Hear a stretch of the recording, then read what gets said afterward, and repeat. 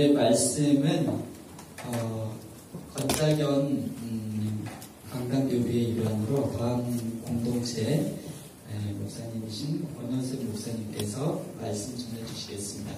나오실 때 크게 환영해 주시기 바랍니다.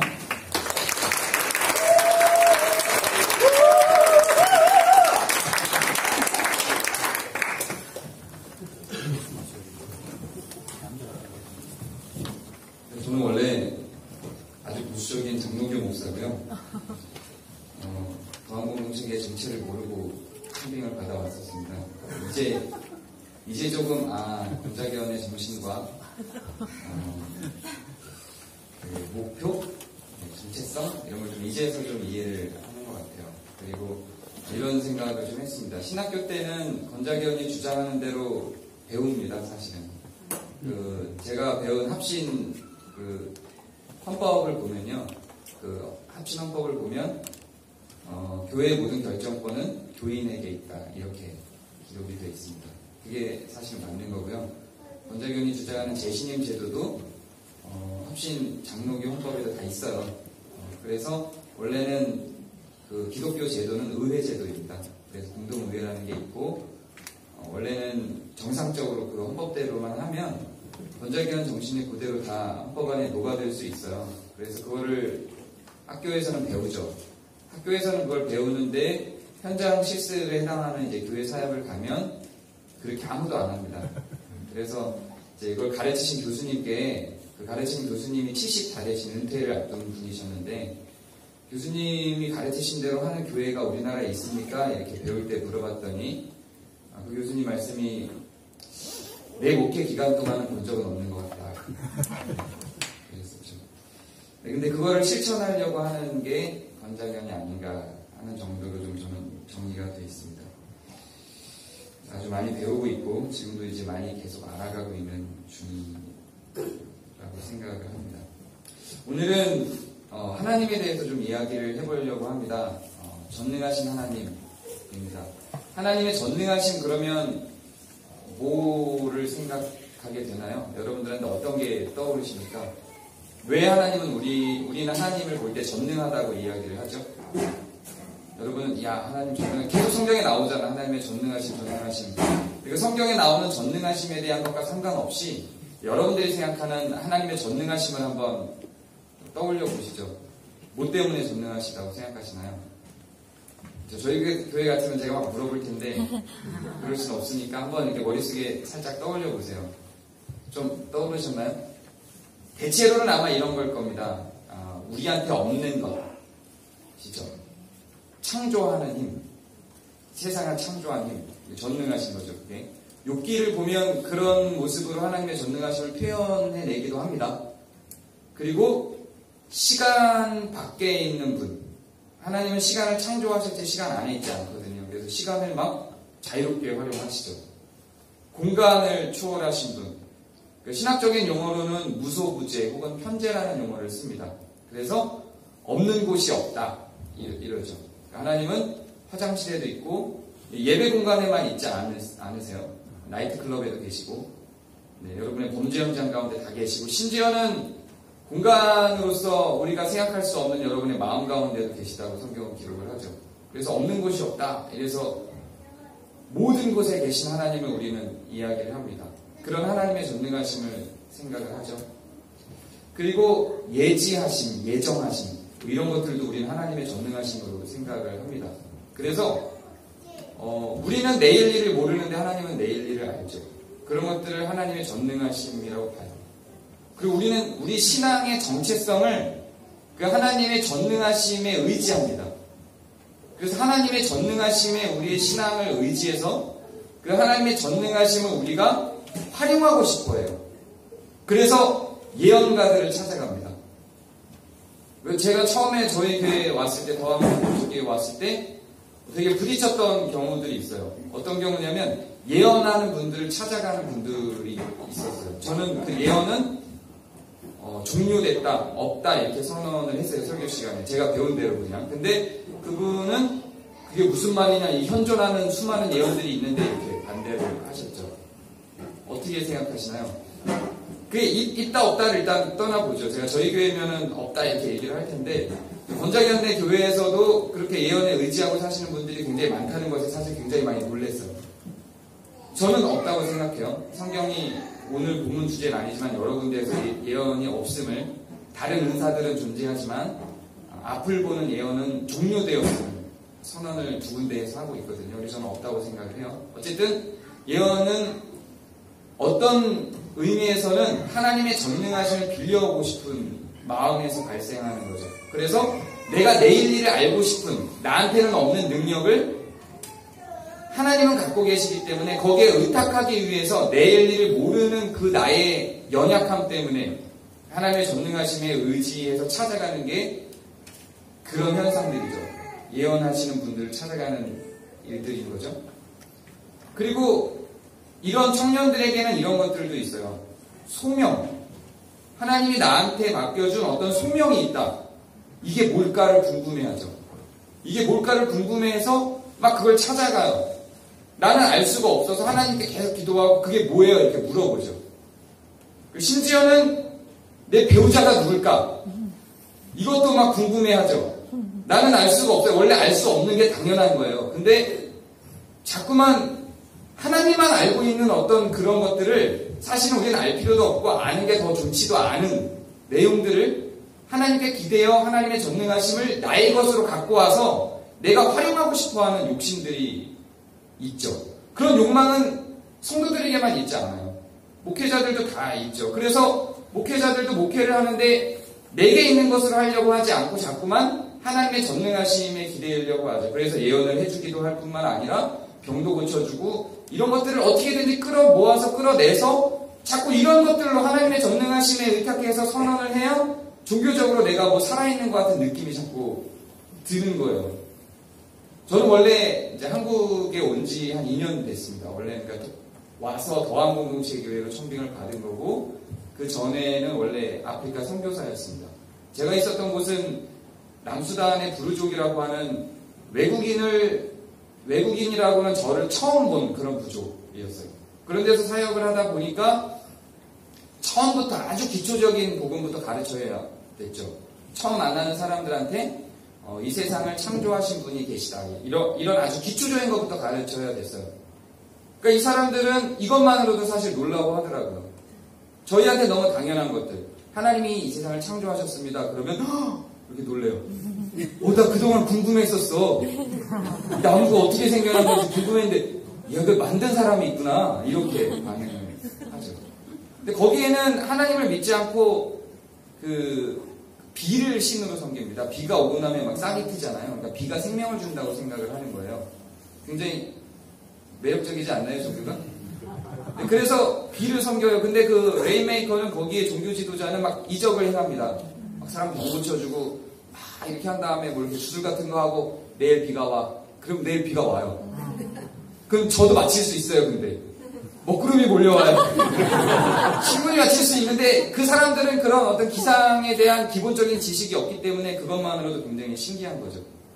근데 제가 처음에 전도를 시작할 당시에는 뭐 소수니까 그리고 제가 거기에 뭐 이렇게 다른 우물도 파주고 먹을 것도 주고 혜택을 주기 때문에 그 레인메이커가 제재를 안 가했었는데 나중에는 저희 교회가 한 600명 정도가 됐거든요. 그러니까 거기 부족이 전체 인구가 9,000명 정도 돼요. 그 중에 600명 정도 되니까 이제 뭐 한 10분의 1 가까이 올라오잖아요. 그러니까 이제 위치닥터는 또 다른 데고요. 레인메이커가 존재하기 시작을 하죠. 그래서 저한테 만남을 요청을 했습니다. 제3자 추장을 통해서. 만나야 돼요. 그러면서 이 레인메이커하고 어떤 이제 그 영적 지도자로서의 경쟁 구도로 들어갔죠. 근데 이 레인메이커는 계속 병 고치고 이거 한단 말이에요. 막 이거 비 불러오고 이거 한단 말이에요. 그러면 저도 부담감을 느끼는 거예요. 부담감을 느끼면서 이 교회에 오는 사람들에게 뭘 보여줘야 될까? 그 선배 선교사님께 상담을 했더니 그 선배 선교사님이 이렇게 얘기를 하셨어요. 이거 보시면 안 되는데. 야, 여기서는 그거 필요해. 병고치가 막 하다 보면 돼. 근데 그분의 그 말을 듣고 나서 확신했어요. 이거 아니구나. 나는 그냥 하나님의 그 전능하심에 해당되는 것들을 내 거로 가져오는 방식은 포기한다. 그때는 정확한 개념 없이 그냥 이게 아니구나 정도에서 생각을 했죠. 근데 곰곰이 생각해보니까 이런 신앙생활에서 하나님의 전능하심에 의지하는 이런 것들이 거의 대부분은 욕심 혹은 욕망에서 가져오게 되는 겁니다. 그래서 곰곰이 생각을 해봤는데 이게 과연 성도들에게만 있는가? 성도들에게만 있지 않죠. 사람들은 누구나 다 이 하나님의 신적인 권능함에 이 전능함에 기대기를 원합니다. 그래서 종교들이 생겨나는 거겠죠. 그래서 그 사람들도 우리가 소위 이야기하는 미신들의 의지를 하는 거겠죠. 그래서 영화들을 보면 요즘에 한참 유행하는 일단 소위 1000만 가까이 되는 영화들은 대부분 어떤 종류의 영화들입니까? 엑스맨, 슈퍼맨. 이게 왜 우리를 만족시키죠? 이게 왜 우리를 흥분시키죠? 굉장히 흥분시키잖아요, 이게. 저는 이제 목회를 하기도 하지만 웹소설가예요. 소설을 쓰기도 하는데, 제가 쓰는 소설은 수준 있는 소설이 아니고 판타지를 씁니다. 그러니까 판타지에 보면 바람을 다루는 자 막 이런 거 나와요. 바람을 다루는 자, 불을 다루는 자, 물을 다루는 자 막 이래요. 그런 사람들이 막 나와서 싸우는 그런 내용이에요. 거기에 사람들이 막 열광을 한단 말이에요. 저도 쓰면서 막 열광을 해요. 가끔 가다가는 소설을 막 쓰다가 길을 걷다 보면 제가 날아갈 것 같아요. 바람을 타고 소설에 묘사한 대로. 그런 것들이 왜 인기가 있고 사람들이 왜 거기에 열광을 할까요? 그걸 원하죠. 나한테 없는 뭔가를 원해요. 그리고 우리는 이렇게도 착각을 합니다. 마치 하나님이 우리에게 하나님의 전능하심을 이용해서 뭔가를 하게 만들 것 같은 착각을 합니다. 그리고 나도 마치 그 하나님의 전능하심을 내가 신앙이 좋으면 이용할 수 있을 것 같은 그런 착각을 합니다. 그리고 하나님의 전능하심을 많이 이용하면 그게 신앙 좋은 것일 것 같은 착각을 합니다. 그런데 성경은 하나님의 전능하심에 대해서 기록한 부분은 있지만 사실은 그렇게 많지도 않을 뿐더러 그러한 종류의 전능하심이 그리고 우리한테 그거를 요구한 적도 없습니다. 성경은 오히려 다른 측면에서 우리에게 있는 것들을 요구하십니다. 신학적인 정리의 용어이라서 좀 말하기 껄끄럽지만 이런 게 있어요. 하나님의 속성이 있는데 하나님의 속성에는 공유적 속성이라는 게 있고 비공유적 속성이라는 게 있습니다. 둘 다 전능하세요. 이 양쪽 측면에서. 비공유적 속성이라는 것은 지금까지 제가 설명한 것처럼 우리에게 없는 하나님의 전능하심입니다. 예를 들어서 아까 얘기한 창조, 시간을 초월하는 것, 공간을 초월하는 것, 병든 자를 고치는 것, 우리는 할 수 없는 어떤 것들, 이런 것들을 비공유적 속성이라고 해요. 공유되어 있지 않다고 해요. 하나님하고 우리가. 하나님은 있는데 우리는 갖고 있지 않다는 겁니다. 그 부분에 대해서 성경에 기록은 있죠. 하나님의 창조하신 내용도 나오고 시간을 초월하시고 공간을 초월하시는 내용도 나옵니다. 그런데 그걸 보고 우리 보고 본받으라고 하진 않으세요. 근데 하나님의 공유적 속성이라는 게 있습니다. 우리에게도 있고 하나님에게도 있는 것. 사랑, 인내, 용서, 화합, 평화, 공의, 정의 이런 것들입니다. 겸손, 인내, 양성 이런 것들 하나님께도 있고 우리에게도 있는 이런 것들을 공유적 속성이라고 해요. 하나님은 여기서도 전능하십니다. 비공유적 속성에서만도 전능하신 게 아니라 공유적 속성 안에서도 전능하십니다. 우리는 넘볼 수 없는 사랑을 갖고 계세요. 우리는 넘볼 수 없는 인자함과 겸손과 오래 참음을 인내를 갖고 계세요. 그리고 하나님은 우리에게 뭘 요구하시고 무엇으로 세상을 바꾸라고 하시냐면 공유적 속성 안에서 세상을 바꾸라고 하십니다. 오늘 우리가 살펴본 본문을 보면 내가 너희를 사랑한 것 같이 너희도 서로 사랑하라 이렇게 이야기를 하시죠. 그렇게 하나님은 세상을 바꾸도록 우리에게 요청해내십니다. 우리는 세상을 바꿀 수 있는 방편에 대해서 자꾸만 비공유적 속성에서 찾아요. 병을 고치고 건자견의 교회들은 안 그런 것 같아요.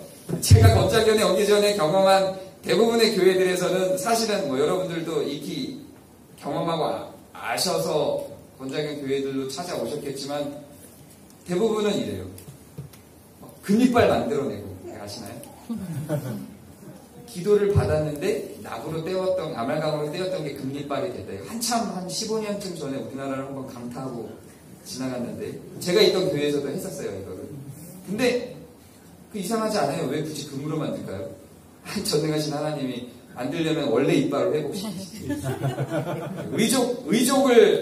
의족을 금으로 만들진 않잖아요. 이거를 고치려면 다리로 고치겠지. 굳이 금리빨을 왜 만들었는지 모르겠는데 어쨌든 막 그런 것들이 막 교회 안에 편만해지죠.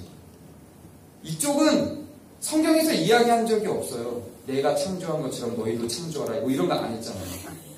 내가 시간을 초월한 것처럼 너희도 시간을 초월하라. 이런 거 안 하셨죠.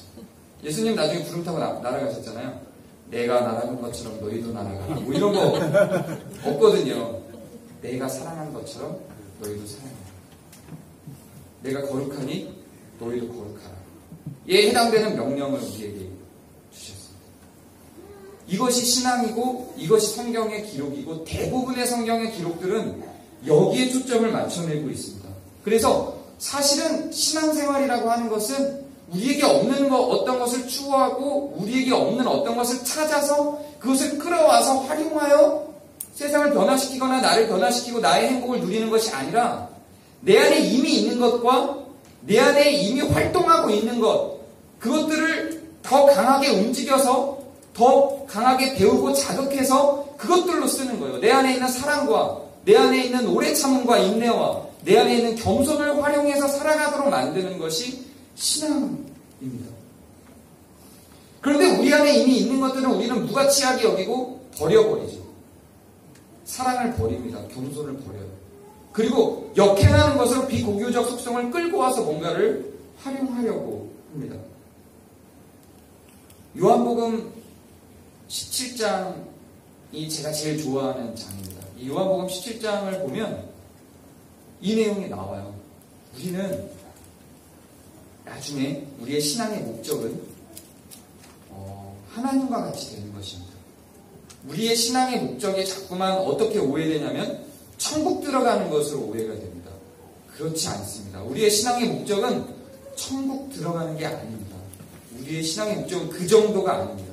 우리의 신앙의 목적이 천국 들어가는 정도에서 자꾸만 끝나니까 무슨 문제가 발생하냐면 왜 근본주의에서는 믿음만 있으면 천국 들어가게 되잖아요. 그러니까 천국 들어가는 티켓을 받았다고 확신하는 거예요. 그러니까 신앙생활은 끝났어요. 이제 신앙생활은 끝났으니까 그 다음부터는 뭐예요? 욕망을 채워나가기 시작합니다. 그래서 한국교회가 망가진 거예요. 천국 들어가는 티켓으로 신앙을 설명하지 않습니다. 성경은 하나님과 같아지는 것입니다. 이렇게 이야기하면 뭔가 굉장히 하나님을 모독하는 것 같고 그런 느낌이 들죠. 하나님과 같아진다? 근데 성경이 구체적으로 명백하게 그렇게 기록을 하고 있어요. 요한복음 17장에 이렇게 기록을 합니다. 예수님이 하나님께 기도를 하면서 아버지가 나를 창세전에 사랑하신 것 같이 내가 아버지를 창세전에 사랑하신 것 같이 우리가 창세전에 사랑한 것 같이 저들도 우리와 하나 되어 사랑하게 하소서. 아버지와 내가 하나인 것 같이 저들도 우리와 하나 되게 하소서 라고 기록을 합니다. 여기까지 이야기하고 나면 이제 많은 해석들이 생기죠. 우리가 하나님과 하나가 된다고? 성경은 분명히 우리에게 하나님과 같이 될 것을 요청해요. 이렇게 요한복음 17장에 가장 강력하게 그걸 이야기하고 있지만 굉장히 많은 곳에서 우리가 하나님과 같이 될 것을 요청하고 있습니다. 그런데 우리가 하나님과 같이 되는 그 모양, 그 방법에 대해서 우리는 이제 상상하게 되겠죠. 어떤 측면에서 하나님과 같이 될까? 그래서 우리는 꿈을 꿔요. 천국에서 우리는 하나님과 같은 모습으로 살아가게 될 것인데 어떻게 해서 우리는 하나님과 하나 되고 어떻게 해서 우리는 하나님과 같이 될 것인가에 대한 꿈을 꿉니다. 여기에서도 어떤 꿈을 꾸냐면 전능하신 하나님이라는 개념을 우리가 생각할 때 처음 떠올렸던 비공유적 속성에서의 하나님의 전능하심에서 자꾸만 꿈을 꿉니다. 그래서 그렇게 될 것 같은 거예요. 날아다니시는 하나님, 무소부지하시는 하나님, 시간을 초월하시는 하나님이라는 측면에서의 하나님과 같이 되는 우리를 상상합니다. 그것을 꿈을 꿉니다. 그런데 성경은 사실은 그렇게 이야기하지 않습니다. 그렇게 요청하거나 그렇게 요구한 적도 없습니다. 우리가 하나님과 하나 된다라고 하는 것은 사실 아주 구체적으로 명확하게 지금 우리가 보는 성경에는 소스들만 나와 있고 구체적으로 기록을 많이 하고 있지는 않습니다. 근데 거기에 대해서 외경으로 분류되는 도마복음 같은 데서는 조금 더 구체적으로 설명을 해내고 있습니다. 그것은 결과적으로 아까 얘기했던 공유적 속성에서 하나님과 하나 되는 것입니다. 그가 우리를 사랑한 것 같이 우리도 사랑함으로, 그가 겸손한 것 같이 우리도 겸손함으로, 그가 자비하신 것 같이 우리도 자비함으로, 그렇게 우리가 다른 사람에게 그것을 하나님이 우리에게 한 대로 우리가 할 수 있는 것을 함으로 우리는 하나님과 하나가 되는 것입니다.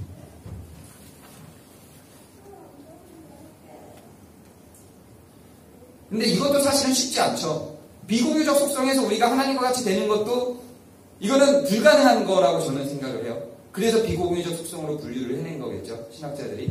근데 공유적 속성에 해당되는 부분에 있어서도 우리가 하나님과 같이 되는 것이 쉽지 않죠. 하나님과 같이 된다는 측면에서의 사랑, 하나님이 어떻게 우리를 사랑하시죠? 에베소서에서 이렇게 기록하죠. 그리스도가 교회에 한 것 같이 남편 보고 아내에게 이렇게 아내에게 하라 그러죠. 그리스도가 교회에도 어떻게 했죠? 죽으셨죠. 그래서 죽을 만큼 사랑했다는 말이에요. 사랑하는 대상을 위해서 죽으셨다는 말이죠.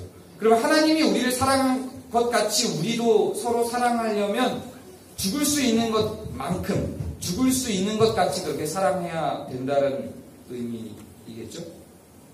근데 그렇게 할 수 있냐고요? 그렇게 할 수 없잖아요.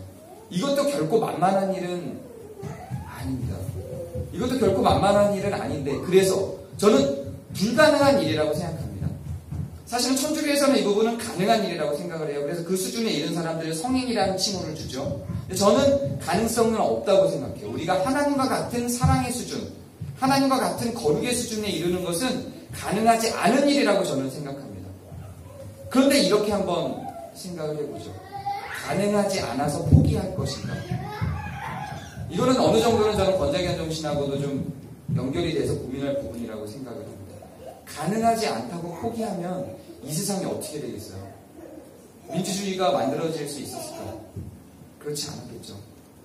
이것은 가능하기 때문에 해나가는 일이 아니라 그것이 옳기 때문에 해나가는 일인 것입니다. 그런 측면에서 우리는 성경을 이해하고, 그런 측면에서 우리는 하나님의 전능하심을 이해하고, 하나님의 전능하심을 생각할 때 성경이 대부분의 경우는 하나님의 의로우심과 하나님의 선하심과 하나님의 사랑에 대해서의 전능하심을 설명하고 우리에게도 그것을 본받고 그런 측면에 있어서 하나님 우리는 이런 부분들을 포기하고 이렇게 생각을 하기도 합니다. 신앙이라고 하는 것이 하나님을 이런 측면에서 닮아가고 하나님과 하나 되는 것이 아니라, 신앙이라고 하는 것이 단지 하나님을 닮아가는 작업이 아니고 하나님을 경배하는 작업이다. 우리의 할 일은 하나님이 우리에게 행하신 대로 우리가 살아가는 것이 아니라 우리의 할 일은 하나님을 경배하는 것이다. 그래서 하나님을 찬양하시는 것이다. 찬양하는 것이다. 까지가 우리의 신앙이 할 일인 것을 우리는 생각하기도 합니다. 그러나 그렇지 않습니다. 예배를 한다라고 하는 것은 우리가 누군가를 경배한다라는 측면에서 한정되지 않습니다. 성경은 너무나도 많은 곳에서 이것을 이야기하고 있습니다. 아주 많은 곳에서 이걸 이야기하지만 한 구절만 여러분이 다 알고 있을 만한 구절 한 구절만 읽어드리면, 나는 인애를 원하고 제사를 원하지 아니하며 번제보다 하나님을 아는 것을 원한다. 오히려 제사와 같이 성경에서 기록된 제사와 같이, 구약시대에 기록된 제사와 같이 하나님을 경배한다라는 측면의 신앙 활동은 굉장히 부분적이고 무엇인가를 더 근본적인 것을 설명하기 위한 상징적인 행동의 가능성이 높습니다. 그 행동 자체가 큰 의미를 담고 있지 않은 경우가 훨씬 더 많아요. 그 제사라고 하는 행동 자체가 무엇을 의미했습니까? 죄를 확인시키고 우리의 죄를 확인하고 그 죄를 없애서 더 큰 의의 길로 우리가 들어서게 만드는 작용으로서 사용된 것이지, 그거 자체가 의미를 갖고 있지는 않았다는 얘기예요. 그래서 그 제사라고 하는 것이 우리에게 주는 효과도 결국은 우리를 하나님을 닮아가는 모습으로, 의로운 모습으로 이끌기 위한 방편이었지, 그것 자체의 행위에 신앙의 의미가 있었던 것은 아닙니다. 오늘날의 예배도 마찬가지죠. 성경이 어떻게 예배에 대해서 정의를 합니까? 우리는 소위 산제사라는 표현을 사용하죠. 예배에 대해서. 산제사라고 하는 표현에 대해서도 근본주의 시각에서 많은 해석들이 있었지만 지금 시대에서는 교회들에서도 이제 편만하게 얘기를 하죠. 무엇이 산제사일까요? 생활 속에서 우리가 삶 속에서 이 말씀이 실천되어지는 것들을 산제사라고 우리는 이미 이제는 좀 편만하게 이해를 하고 있습니다. 결국 예배라고 하는 측면도 이 행사, 이 모임 자체로 끝나는 것이 아니라 이것이 우리에게 무엇인가를 만들어내고 무엇인가의 변화를 주어서 삶 속에서 실질적으로 우리가 하나님을 닮아간 모습으로 살아내게 하는 어떤 것입니다. 그래서 예배는 여기서 끝나는 게 아니라 오히려 삶 속에서 더 예배 현장이 더 강하게 드러나는 것이라는 것이 우리에게 이제는 좀 편만하게 이해가 돼 있죠. 그렇게 봐도 우리의 신앙의 목적은 단지 천국을 들어가는 티켓을 따는 게 아니라 하나님을 닮아가는 겁니다. 그리고 그것은 사실 이 땅에서는 가능성이 없죠. 가능하다면 너무 좋겠지만 그렇다고 포기하지 않고 그 길을 계속 걸어가는 것입니다. 그것이 우리의 신앙의 모습입니다. 이런 말이 이제 행동은 신념에서 나온다. 저는 건자경에 대해서 전혀 알지 못하는 상황이었을 때, 제가 더한공동체교회에 청빙받아서 갔을 때, 이제 박특근 목사님이 그 설교를 해주러 오셨었어요. 그리고 제가 인사말로 뭘 했냐면 이런 말을 했습니다. 이 얘기를 했어요. 행동은 신념에서 나옵니다. 믿음은 믿음에서 정지하지 않고 그 믿음과 고백은 정말로 그걸 믿는다면 그 믿음에 대한 결과물은 행동으로 나오게 돼 있습니다. 라는 말을 했었습니다. 그리고 그 예를 이렇게 들었었어요. 누군가가 극장에서 3시에 만나기로 했다면 그가 나올 것을 믿는다면 상대방도 나오겠죠. 내가 그가 나올 것을 믿고 있는데 안 나온다면 그 사람이 나쁜 거죠. 믿음은 반드시 행동으로 나오게 돼 있습니다. 그래서 행위 없는 믿음은 존재하지 않는 거예요. 믿음 없는 행위도 마찬가지로 상호작용을 해야 되기 때문에 존재하지 않는 거죠. 이 얘기를 했더니 박태근 목사님이 건자견을 잘 알고 있는 거다. 그게 건자견 정신이다. 이렇게 믿는 대로 행동하는 것. 신념을 갖고 그것이 신념에서 끝나지 않고 행동하는 것. 그것이 건자견 정신이다. 이렇게 이야기하는 걸 그때 제가 들었었습니다. 행동은 반드시 신념에 근거를 하고 신념이 있으면 반드시 행동으로 나오죠. 믿음이 있으면 반드시 그것이 행동으로 드러날 수밖에 없게 되어 있습니다. 예배가 주는 효과는 우리에게 그 신념이라고 하는 것, 믿음이라고 하는 것을 심어주는 효과입니다. 그리고 그것이 실질적인 예배의 연장선에서 진짜 예배, 산 예배가 되려면 삶 속에서 우리는 그것이 나타나게 되는 것이죠. 그래서 예배에서 하나님이 어떠하심이 선포되고 하나님이 누구신가, 하나님이 어떤 분이신가가 선포가 된다면 그것은 그 선포된 내용에서 끝나서는 우리는 예배했다고 볼 수 없는 겁니다. 삶 속으로 들어가서 선포된 하나님의 어떠함에 대해서 우리는 삶으로 살아내야 되는 것이 맞는 겁니다. 그것이 하나님의 전능하심을 인정하는 방식입니다. 그래서 그것이 기독교인 것입니다. 기독교는 어떤 측면에서는 행동의 종교가 되어야 합니다. 어떤 측면에서는 기독교는 굉장히 실질적인 종교입니다. 추상적이거나 이론으로만 있는 종교가 아닙니다. 분명히 이러한 고백들, 우리가 읽은 말씀대로 내가 너희를 사랑한 것 같이 너희도 사랑하라라고 하는 이런 말씀들이 우리에게 그냥 성경이 하는 말이니 우리는 그냥 잊고 지나가도 되는 정도 수준으로 받아들여지지 않습니다. 그것이 행동으로 반드시 드러나고 삶의 모양으로 드러나서 우리의 삶의 모양들을 바꿔내는 것이 기독교의 힘입니다. 이것이 사라졌기 때문에 지금의 기독교가 의미 없는 종교로 다시 전락해버리고 말았다고 저는 생각합니다. 기독교는 결코 철학이 아닙니다. 그냥 알고 끝나는 것이 아닙니다. 물론 행동이 나오기 위해서는 반드시 그것에 대한 암과 지식이 전제되어야 된다는 측면에서 우리가 기독교의 지식을 분명히 배워야 될 필요는 있겠지만 거기서 끝나는 것을 온전한 기독교라고 생각할 수 없습니다. 피조물들에게 창조주가 하나가 되자라고 고백하는, 그렇게 요청하는 종교가 또 어디 있겠습니까? 저는 전공이 종교학입니다. 그리고 특히 그 중에서 제가 선택한 전공은 이슬람입니다.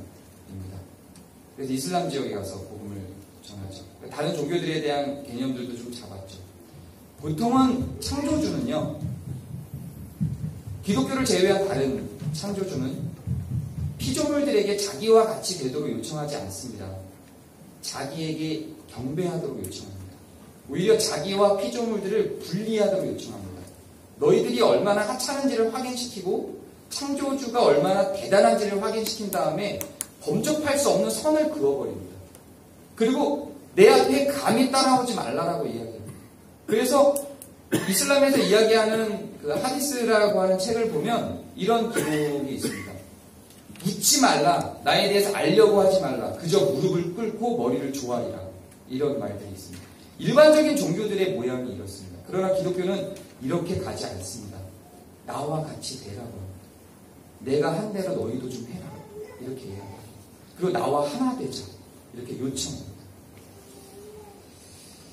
그래서 어렵죠. 기독교가 요구하는 것이 너무 어렵습니다. 결국 우리가 하나님을 하늘에서 뵙게 될 때는 우리는 이런 모습으로 하나님을 뵙게 될 겁니다. 결국 이런 것들은 우리가 지금 생각하는 것보다 훨씬 더 강하게 완성된 단계로 하나님 앞에서 우리의 모양을 확인하게 되는 날이 올 겁니다. 지금 우리식으로 얘기하면 도덕적 윤리적인 완성, 이것이 우리의 천국에서의 모습이 될 것입니다. 완벽하게 사랑할 수 있는 사람들이 될 것입니다. 완전히 겸손하고 완전히 인자하며 완전히 인내할 수 있는 사람들이 될 것입니다. 사실상 우리에게 고통을 주는 이유들이 무엇입니까? 여러분들에게 돈이 없어서 고통스럽습니까? 좋은 옷이 없고 잘자리가 없어서 고통스럽습니까? 사실상 우리가 고통스러운 대부분의 이유는 이런 것들의 부재이죠. 내가 사랑을 못해서기도 하지만 내 아내가 나를 덜 사랑해서 라고 불만을 갖기도 하죠. 여러 가지로 하나님께서 우리에게 요청하시는 것들이 부재되어서 우리는 고통스럽습니다. 그것이 우리를 불편하게 하고 우리를 살아가기 힘들게 합니다. 그리고 그거에 대한 해결로 우리는 자꾸만 돈이 좀 더 있으면 되지 않을까, 안정된 직업이 확보되면 되지 않을까, 다른 데서 추구하려고 합니다.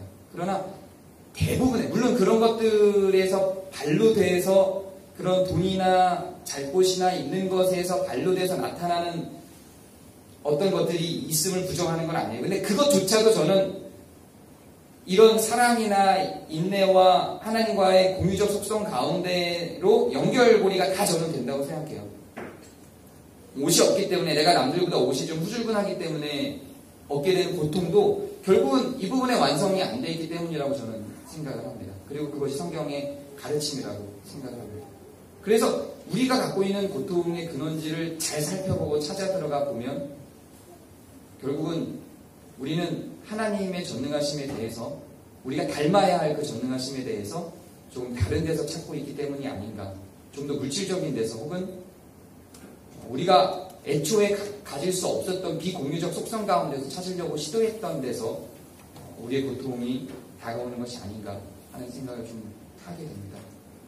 이런 우리의 이해가 있고 기독교적 동의가 있다면 최소한 교회 안에서는 하나님의 공유적 속성이 무엇인지를 좀 더 심도 있게 깊게 나누고 그것이 공유되며 서로 우리의 살아가는 방식으로 그것이 채택되어서 간다면 밖의 사람들하고는, 이것을 공유되지 않는 사람들하고는 사실 이것들을 요구할 수 없죠. 내가 너를 이만큼 사랑했으니 너도 나를 이만큼 사랑해라고 요구할 수 없죠. 그러나 최소한 이 교회 공동체 안에서는 이런 하나님의 공유적 속성에서의 전능하심이 우리가 행할 수 있는 그 최대치까지 행해 나가는 모습들과 연습들로 심어져 나갈 수 있다고 생각합니다. 그리고 그것이 흘러넘쳐서 세상으로 가고 또 정부 정책을 향하여 소리도 높일 수 있고 또 사회적 참여로서도 드러날 수 있는 원동력이 되게 될 것이라고 생각합니다. 그래서 우리 나중에 천국에 갔을 때 우리 얼마나 이 땅에서 이런 하나님을 닮아가 있는 모습으로 성장을 했는지를 좀 서로 살펴가면서 격려해주는 시간이 있게 되기를 바랍니다. 자, 기도하겠습니다.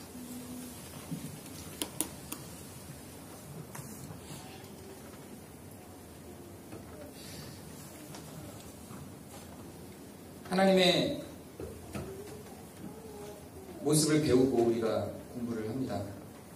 성경이 말하는 하나님이 누구신지를 우리가 지식으로서 배웁니다. 그리고 그것은 우리에게 알고 있는 지식으로 하려고 됩니다. 하나님 얼마나 우리를 사랑하셨는지, 하나님 얼마나 겸손하신지 우리가 동떨어진 것들로 이해가 됩니다. 갖고 싶지도 않고 알고 싶지도 않습니다. 그러나 또한 우리가 가질 수 없는 하나님의 능력들을 보며 우리는 탐이 납니다. 갖고 싶습니다. 시간을 초월하고 병을 고치며 미래를 알고 싶습니다. 하나님, 정말로 하나님이 우리에게 요청하신 것들을 우리가 눈을 뜨고 손에 쥘 수 있게 해주옵소서. 내가 거룩하니 너희도 거룩하라고 한 말씀을 붙잡고 우리가 거룩할 수 있게 해주시고, 내가 너희를 사랑한 것 같이 너희도 서로 사랑하라는 말씀을 붙잡고 우리가 서로 사랑하는데 우리의 삶을 소비할 수 있도록 결단하게 하시고 우리 안에 힘을 주시옵소서. 주님의 그 전능하심을 갈망할 수 있도록 도와주옵소서. 그것이 불가능해 보인다 할지라도, 가능성이 없어 보인다 할지라도 그것에 오름에 근거하여 그 오름에 우리가 동의하여 그렇게 살기로 한 걸음 한 걸음 걸어나갈 수 있도록 인도해 주옵소서. 예수 그리스도의 이름으로 기도합니다. 아멘.